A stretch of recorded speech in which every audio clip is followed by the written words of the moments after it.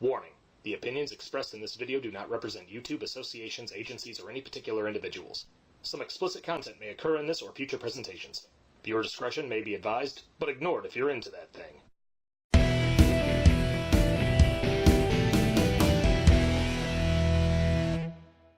What's going on, guys? The Big Bad Wolf here again with his comic book corner. Today I'm going to be doing the JLA Secret Files Origins, the New Origin, #1. This is a cool comic. I like it because there's multiple stories in there, so it's like, you know, getting more bang for your buck from one comic. So there's one issue in there where it's Martian Manhunter being, you know, alien life in the JLA. So it's kind of like an interview with the Martian Manhunter. And basically you find out that, like, Martian Manhunter just doesn't stay in America and help. He's all over the world helping. He's pretty much the Superman of, like, every other country because he doesn't just stick with America. He goes and helps every... Like, he's like, they're like, oh, you went to Africa, you helped him get clean water, all this stuff. So Martian Manhunter is a real good guy, you can see at this point, because he doesn't just stay to America. He wants to help the world. And it's not just against superpowered enemies that threaten the world. It's just helping people with everyday needs. Like, I don't think anybody should have to go without fresh water. No one should have to go without food for a day. So it's kind of like Martian Manhunter is a great sympathizer with that, and he knows coming from the planet Mars, you know, his people died, so I think that's part of the reason why he does it, is because he wants to preserve human life, which is great. Just shows you how great of a Superman hero that Martian Manhunter is. And now, mind you, too, Superman goes to say in multiple comic issues that Martian Manhunter may be the most powerful hero they have. He basically has all the abilities of Superman, plus some. Like, he has telepathy, he can be intangible. He's actually the greatest telepath on the planet until they introduced his niece, who became the greatest. But he's got all these other abilities that Superman doesn't have. Shape-shifting. I mean, he had a weakness to fire, and then later on you find out it really wasn't a weakness. It was a phobia that he had from Mars. So eventually he does get over that, and then he has no weaknesses. So imagine Superman, no weaknesses, plus extra powers. So Martian Manhunter really does not get the credit he deserves for being the superhero he is.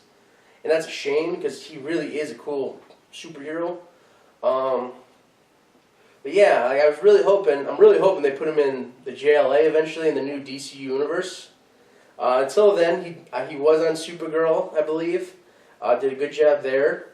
I loved him in Smallville. Like, he's getting all these minor screen, you know, moments, but Martian Manhunter is a really, really cool character. You know, read a couple comics with him in it, and you'll see he's kind of the conscience of the League.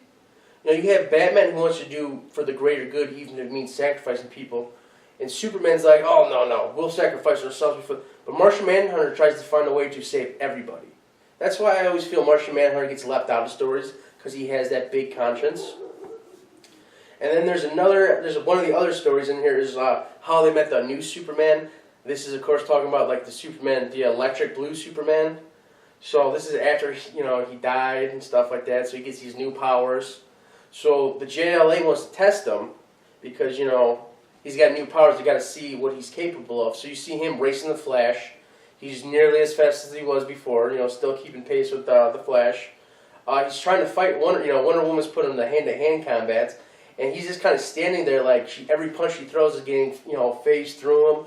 And then he's just like, yeah, I'm not a physical being anymore. I'm energy. So every hit you know, all you're doing is making me stronger. And then he kind of like does this blast thing that sends her flying. Like all that energy she expanded was sent back at her tenfold. So she's a little pissy about that, which I find funny. But and then let's see, what else did they do? Oh, Green Lantern wants to know how strong he is, so he's adding weight on with his ring. And then Superman's just like, oh, he's like, I'm not as strong as I was. So he has no super strength. You find out, though, him being a being of, like, energy, he's manipulating the Green Lantern's energy so that it's weightless instead of adding more weight. Because the Green Lantern's like, you know how much weight's on there? He's like, trillions and trillions of pounds. And Superman's like, oh, I'm not strong. I'm just manipulating the electromagnetic, you know, energy around your ring to cause it to be weightless. So he kind of cheats. So, of course, they let him back in. If you know who Superman Blue is, it's just terrible. I mean, they really try to depower him, and it's just like, that's cool, but it's terrible. And then there's a spin-off later on where it's Superman Red and Blue, where they're both the same person, but there's two of them. So one of them goes for Lois Lane, the other one goes for Lana Lang. It's just like, what the hell's going on here, guys? What were you doing?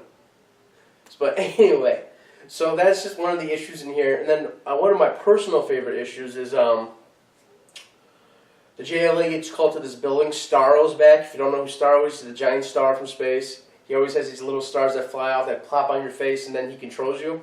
So it's in Barry Allen, the Flash's hometown. So of course the Flash goes charging in, not thinking, and he gets caught. And now he's part of Starro's group. So the rest of the JLA is responding, and Batman realizes like nobody else can go in that's superpowered, especially Superman, Wonder Woman, Martian Manhunter, Green Lantern, any of them. They're too powerful, and Batman knows he can't stop them. So Batman decides, I'm going to go in. I'm a human. You guys can take me out easily. So Batman goes in, and he's getting pummeled by the Flash, but the whole time he's trying to talk to the Flash. He's like, this isn't you, you're being mind controlled. You've never had problem with mind control. Your brain works too fast for you to be mind controlled.